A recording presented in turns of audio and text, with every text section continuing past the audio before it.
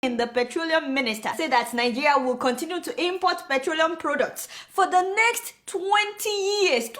This is a federal scam. She said because we don't have enough refineries and the ones that we have are not operating at full capacities, she said we will continue to import petrol and all petroleum products, kerosene, diesel, everything for the next 20 years.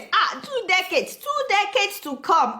The devil is a liar. Of all the OPEC countries, you know that Nigeria is the only country that imports its refined oil? Yeah, we are the only one. We only have 3 refineries, and all 3 refineries used to work, by the way, at full capacity. In the 80s, we were exporting refined oil at that time. What happened now? That all of a sudden, our refinery stopped working. Just imagine, one of the largest oil exporters, so we now sell to people who have refineries in their countries, and we buy back 90% of our refined oil at very, very high price. We don't even ask about, other petroleum products like Vaseline, candles, everything else that they make from our crude oil. We don't even ask them about that. On top of that, we face fuel scarcity every so often, queuing in line for hours and hours to buy fuel. Many countries that buy crude oil from us have more refineries than we do, and some of them don't even produce crude oil. Algeria has 5, Libya has 5, South Africa is not an oil producing country yet. They have 6 refineries. Malaysia has 7 refineries. Egypt has 9.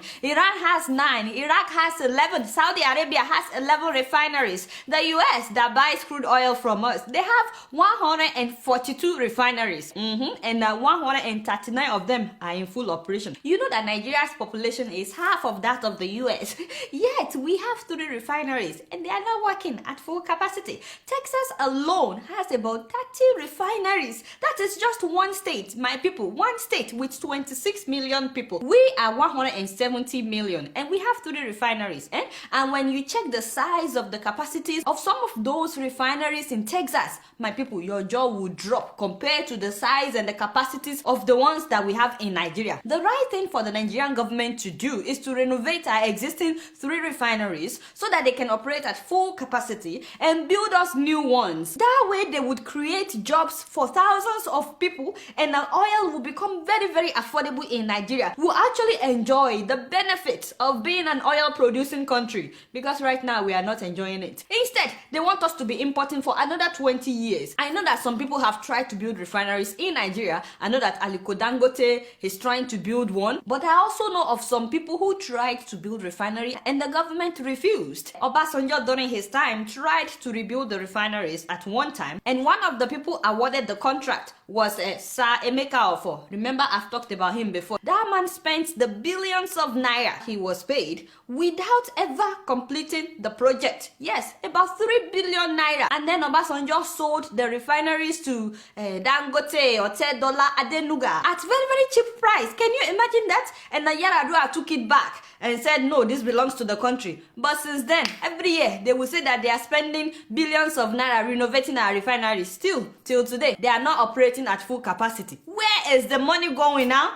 Niger, where you see the 419, see the scam right there. You see why I say that the Nigerian government is doing yahoo yahoo? But have you guys ever wondered why the Nigerian government is not eager to fix our refineries or make it a priority? Well, first of all, there will be conflict of interest. Yes, so because those that are importing fuel to sell to NNPC and to filling stations, those ones would no longer make their money. We call them oil marketers, and many of them are, friends with the ogas at the top. Yes. For example, Mr. Femi Otedola is one of the largest importers of oil in Nigeria. He is very good friends with the presidency. Even last year, Otedola came with Mr. President to New York. I saw him with my Koro eyes. So why would the government want to fix the refineries when it would mean bad business for, someone like Otedola? You get what I'm saying? It doesn't matter if the rest of you have to pay so much money for fuel. In fact, the more you pay, the richer the man gets. And it's not just him now. There's a long list of all these oil marketers. Mr. Wale Tinubu, Alhaji Idris Dantata, Peter Mba, Mike Adenuga, Patrick Uba. I mean, the list goes on and on.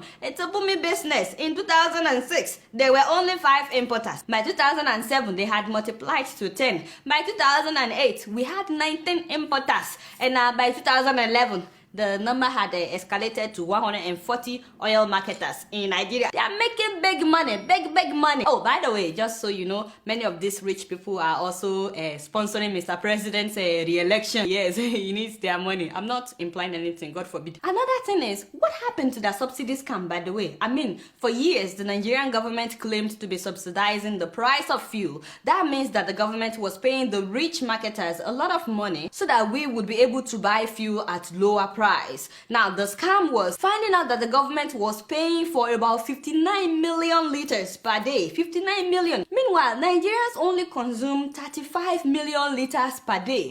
That means that we couldn't account for 24 million liters of oil per day. So $6.8 billion disappeared between the oil marketers and NNPC in 3 years of subsidy. So many people believe that the marketers were selling the excess oil to other countries. Me, I don't know. Which was why they took the implicated marketers to court. Remember, that was when Mr. Otedola was able to bribe his way out with $600,000, given to Mr. Farouk Lawan. Yes, but till today, nobody knows the outcome of the subsidy scam. No one was successfully prosecuted, and we, the common people, continue to buy fuel at a high price. And because NNPC is not accountable to anyone, despite owing the government about 704 billion naira for various violations of the subsidy scheme, well, Nigeria essentially has no savings, which is why last week, Madam Ngozi Okonjo-Iweala, the finance minister, said that the money in the treasury could only last us for the next 3 months. After 3 months, there is nothing else, unless we borrow another $5 billion. But we won't talk about that today. Yes, but so we won't fix the refineries because the subsidy scam would have to be readdressed. Oh, by the way, they said they removed subsidy in order to develop infrastructure. I mean, they didn't develop infrastructure. Well, they painted the airports, yeah. And by the way, they actually did not remove that oil subsidy. In reality, they actually increased the subsidy. The government has continued to budget subsidy in their annual budget. This year, 2014, they budgeted 900 and something billion naira for subsidy. But of course, they always exceed their budget for subsidy. Like this year, they've already spent about 2 trillion naira. Already, they've released their subsidy budget for next year. Another reason that the government has refused to fix our refineries is that apart from using fuel to keep our cars running, Nigerians spend about 796 billion naira every year on fuel to power generators. Yeah, so that is more than $4 billion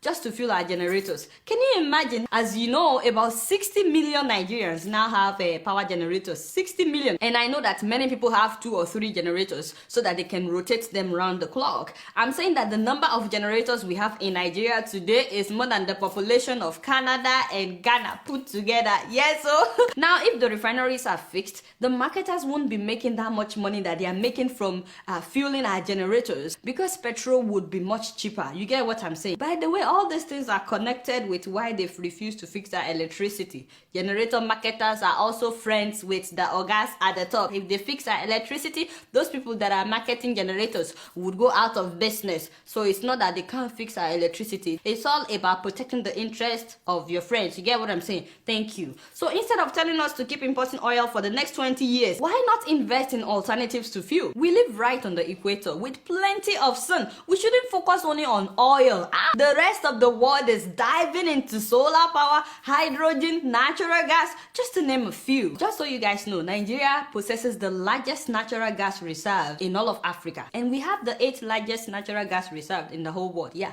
but we flare our gas, but that is a topic for another day. They would rather protect the interest of their friends. This is why I say that the Nigerian government is doing yahoo yahoo. They are scamming us. But that is if we let them.